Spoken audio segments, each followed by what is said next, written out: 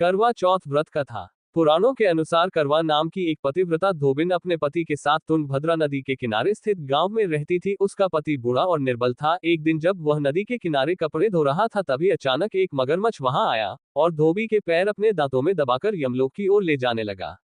वृद्ध पति ये देख घबराया और जब उससे कुछ कहते नहीं बना तो वह करवा करवा कहकर अपनी पत्नी को पुकारने लगा। पति की पुकार सुनकर धोबिन करवा वहां पहुंची तो मगरमच्छ उसके पति को यमलोक पहुंचाने ही वाला था।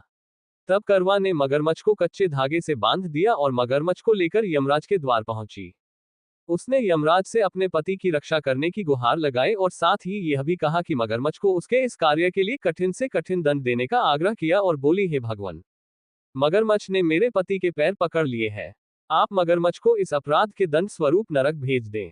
करवा की पुकार सुन यमराज ने कहा, अभी मगर की आयु शेष है, मैं उसे अभी यमलोक नहीं भेज सकता। इस पर करवा ने कहा, अगर आपने मेरे पति को बचाने में मेरी सहायता नहीं की तो मैं आपको शाप दूंगी और नष्ट कर दूंगी। करवा का साहस देख यमराज भी डर गए और मगर को यमपुरी भेज दिया। साथ ही करवा के पति को दीर्घायु होने का वरदान दिया। तब से कार्तिक कृष्ण की चतुर्थी को करवा चौथ व्रत का प्रचलन में आया, जिसे इस आधुनिक युग में भी महिलाएं अपने पूरी भक्ति भाव के साथ करती है और भगवान से अपनी पति की लंबी उम्र की कामना करती है।